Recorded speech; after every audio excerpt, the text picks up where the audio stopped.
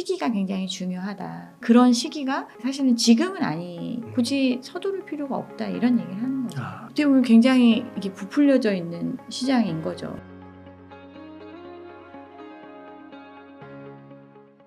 그럼 무주택자분들이 뭐 기간 같은 게 좀 있을까요? 앞으로 어느 정도까지는 좀 천천히 기다리면 좋겠다.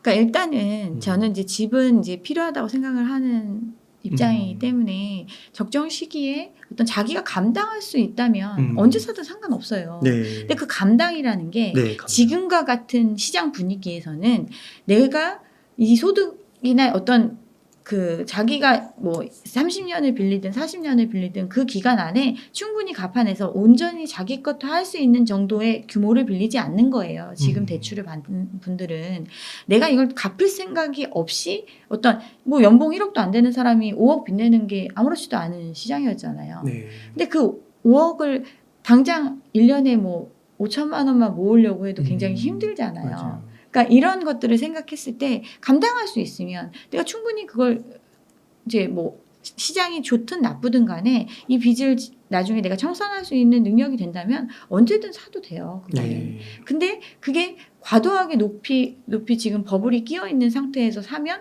내가 쏟아부어야 되는 돈이 훨씬 크니까 지금은 하지 않으시는 게 좋겠다라고 말씀을 드리는 거지.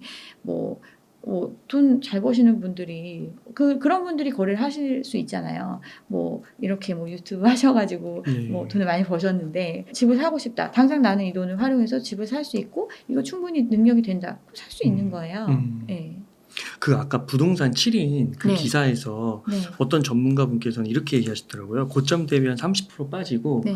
자기 자본율이 한 60%. 그렇죠. 대출은 한 40%. 네, 이 그 정도면 정도. 한번 사봐라. 그렇죠. 자기 자본율이 60%는 넘어가야죠. 네. 그 정도는 봐야 되는 거군요. 네. 그럴 때는 한번 사봐도 괜찮을 것 같다. 그렇죠. 근데 이제 음. 그거죠. 내가 이제 내 자본을 60%를 넣고 40%는 40%는 이제 갚을 충분한 능력이 있는데 샀어요. 네. 근데 그거보다 가격이 더 떨어질 수 있잖아요. 감당이 그러면 되는 이제 거죠. 자기 자본이 좀 잠식되는 형태니까 음.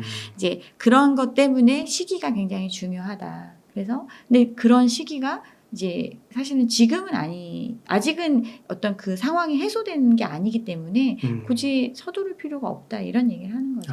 네. 그 한 가지 좀 여쭙고 싶은 게 혹시 간평사 그 일도요. 네. 이 최근에 부실공사 논란 막 벌어지잖아요. 네네. 그런 거하고도 좀 연관이 있나요? 근데 저희는 사실은 네. 직접 어떤 시공을 하고 뭐 이런 일을 하는 건 아니기 때문에 네. 제가 어디서 이제 이런 질문을 받았다가 얘기를 네. 했는데 이제 뭐 감리하시는 분들이나 실제 시공에 종사하시는 네. 분들이 이제 얘기를 하셔가지고 좀 말을 아끼고 싶은 부분이 있지만 이제 아무래도 이제 부동산 쪽에 일을 하다 보면 두루두루 얘기를 많이 듣게 되고 알게 되잖아요. 네. 근데 그런 부분에 있어서는 이제 부실공사 논란은 사실은 계속해서 있었던 문제라고 저는 생각을 해요. 네. 왜냐하면 이제 지금 이제 뭐 철근 빼먹고 뭐 이런 부분들이 막 나타나고 그래서 네. 무너지고 뭐 이런 일들이 생긴 거잖아요. 근데 실제로 이제 공사를 하는 이제 구조를 보면 네. 시공사가 우리가 알고 있는 뭐 여러 대형 건설사들이 있는데 그들이 자기네들이 갖고 있는 어떤 인력을 활용해서 아파트를 짓거나 이런 게 아니거든요. 결국은 이제 그 어떤 브랜드나 어떤 전체적인 총괄을 하지만 그 안에서 실제로 건물을 짓는 거는 다 하도의 형태로 짓다 보니까 네. 그 하도를 주는 이제 업체들이 굉장히 많은 거죠. 수많은 이제 조그만 건설사들이 있는 건데 그 건설사들을 뽑을 때 어떻게 뽑느냐. 비용을 절감하는 형태로 뽑을 수밖에 없잖아요. 시공 능력 같은 거는 이제 건설사가 컨트롤을 하니까 네. 이제 몇 명의 인부를 데리고 오고 뭐 이게 공기를 맞춰서 이렇게 할 수 있는 어느 정도의 그런 인력이나 규모를 갖고 있으면 일을 줄 때 그러면 좀 더 경쟁 입찰을 통해서 줄 거 아니에요. 네.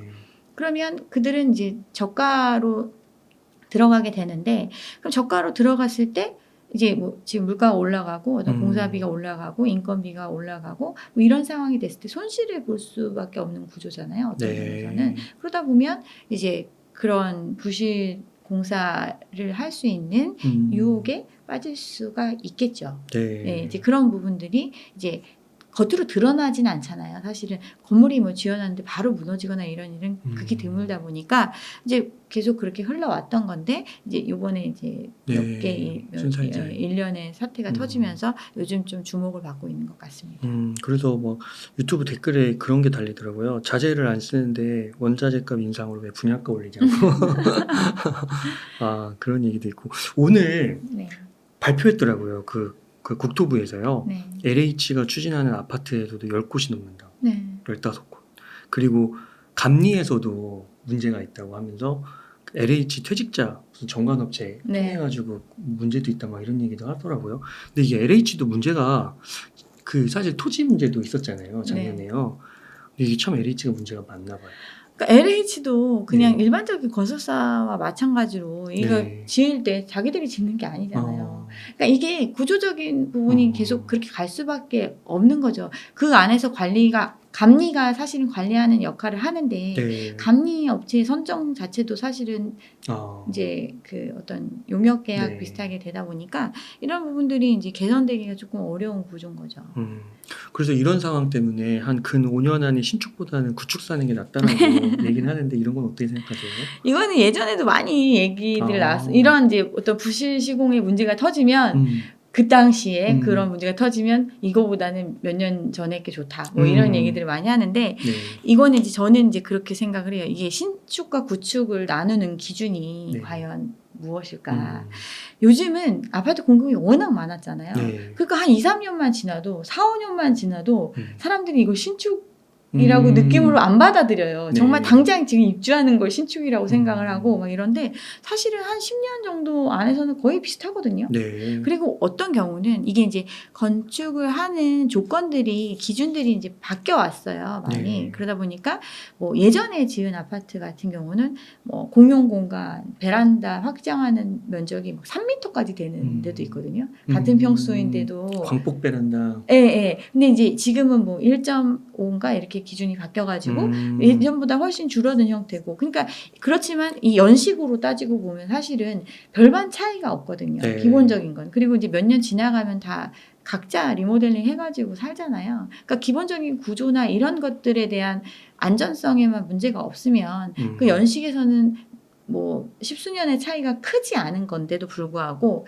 요즘 워낙 많은 이제 공급이 있다 보니까 신축에 대한 그 주기가 너무 짧아지고 사람들이 막 엄청나게 뭐 4, 5년 전에 입주한 것도 정말 새 건데도 불구하고 아 거기보단 여기가 진짜 새 거고 여기는 네. 뭐 이렇다 이런 얘기를 하니까 조금 이제 그런 상황인데 이런 시장에서 그래서 이제 뭐 분양을 받는 게 무조건 더 비싸야 된다. 분양가가 이제 계속 뭐 내려올 수 없다 이런 얘기들을 많이 하는데 그러면 구축의 가격들 또는 준신축의 가격들이 시장에 안정되는 상황이 오면 훨씬 더 매력적인 가격으로 형성될 수 있거든요. 네. 근데 그게 뭐 몇 년의 차이 때문에 뭐 그 선택을 꼭 무조건 신축이어야 돼 이런 것보다는 그 신축과 구축의 차이점보다는 실제 위치라든가 어떤 그 단지의 규모 뭐 이런 것들을 더 고려해서 좀 내 집 마련하시는데 판단하시면 좋을 것 같다는 생각을 했어요. 이 질문을 보고서. 네. 그러니까 비싼 돈을 내는데 네. 이렇게 집은 또 계속 매일매일 거주해야 되는 곳이고 네. 잠을 자고 쉬어야 될 공간인데 이런 문제가 있으면 너무 속상할 것 같아요. 그렇죠. 이게 그리고 그 사실은 이제 대기업에서 짓는 그 브랜드 아파트들 하자 보수 기간도 있고 막 이런 게 있잖아요. 네. 근데 이게 자기가 생활하는 공간에서 어떤 문제가 발생했을 때 받는 스트레스가 정말 장난 아니거든요. 근데 이게 막 겉으로 막 드러나는 경우는 정말 이렇게 무너지거나 이런 정도는 겉으로 드러나지만 혹시라도 집값이 떨어질까봐 사람들이 약간 좀 쉬쉬하는 부분도 있고 단지별로 이런 게 있어서 뭐 어쨌든 좀 잘 알아보시고 매입을 하셔야 될 것 같습니다. 네. 좀 구체적인 질문 하나 좀 드려보겠습니다. 생각이 나가지고요. 그 분양하는 아파트 중에 구이동에 그 네. 이스트폴하고 광명도 나오는 거 있잖아요. 네. 근데 그 가격이 구이동은 15억이고 광명은 12, 13억이더라고요. 분양가가. 네. 저는 이거 봤을 때 이거 너무 비싸다라고 생각을 했는데 네. 상당히 높다라고 생각했는데 감평사님은 이 가격 좀 어떻게 생각하세요? 그러니까 지금 이제 이 구이동 어느 게 높다고 생각하세요? 광명 게 너무 비싸다? 구이동도 15억 너무 비싼 것 같고 광명도 와 이게 12억 13억 이게 이걸로 분양가가 나왔다는 건데 네. 이게 12억 셈싸움 그냥 절대액이 너무 큰 것 같아가지고. 그렇죠. 근데 네. 절대액이 너무 큰데도 불구하고 사람들이 이걸 음. 분양받아서 또 추가로 더 오를 것이다라고 생각하면서 아. 분양을 받잖아요. 그러니까요. 네, 이런 시장이었어요. 이 분양가가 사실은 최근 그 부동산 가격 상승기 동안에 네.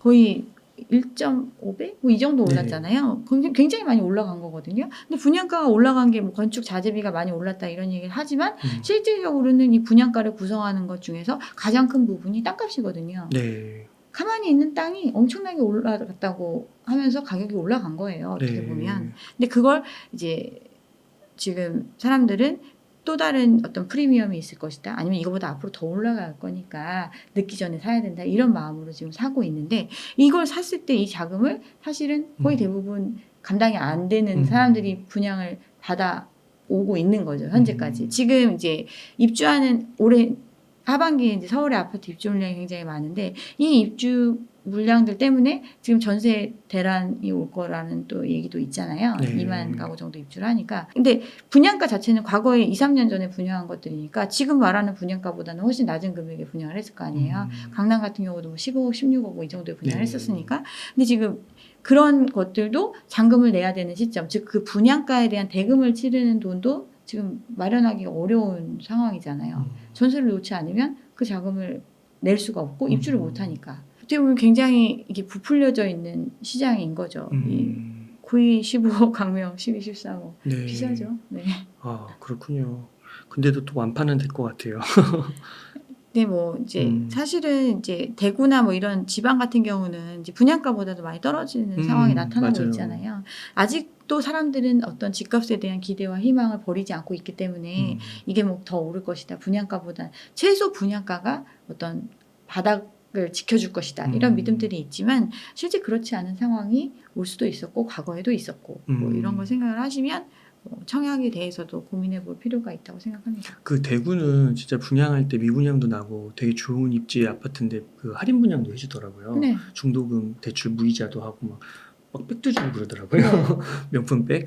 근데 이게 서울에서도 수도권 주요 지역에서도 벌어질 수 있는 미래의 모습이라고 보세요. 그렇죠. 이게 그러니까 서울의 아파트 가격이 아주 현저하게 매력적이지 않으면 사실은 팔리지 않는 시장이 올 수밖에 없는 게 일단 절대 금액이 지금 느끼시기에도 굉장히 비싸잖아요. 그러니까요. 근데 사람들이 지금 이제 그렇게 생각을 안 하는 그러니까 거죠. 그만큼 우리의 소득이 늘었나? 이런 건 잘 모르겠어요. 그만큼 소득이 늘진 않았죠. 이제 그 GDP 같은 경우는 뭐 한 20%, 30% 정도 이상 올랐는데 네. 집값은 뭐 2배 넘게 올랐으니까. 네.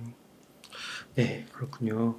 그러면은 그 한 가지 이제 마지막으로 좀 질문을 드리고 싶은 게 그 앞으로 좀 그 한국은행 총재님도 얘기하시는 게 우리나라 이제 저성장 구조가 좀 고착될 거라고 얘기하고 또 인구 문제도 있잖아요. 네.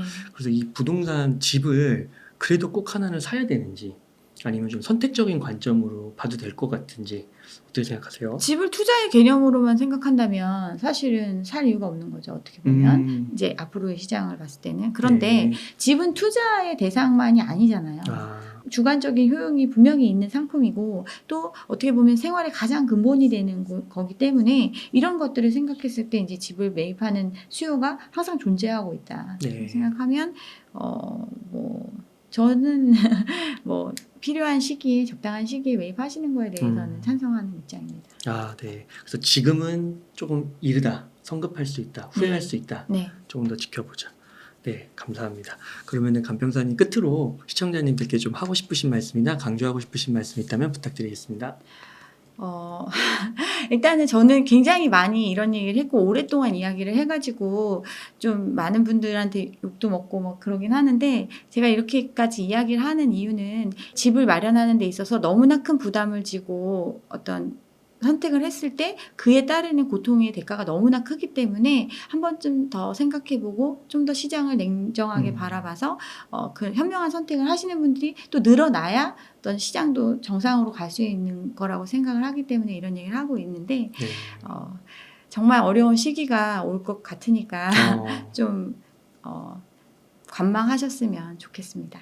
네. 관망을 좀. 이렇게 해서 리얼아이 박감사TV의 박은정 간평사님을 모시고 이야기를 나눠봤습니다. 긴 시간 동안 유익한 인사이트 많이 나눠주셔서 감사의 말씀드립니다. 오늘 고생 많으셨습니다. 네, 감사합니다.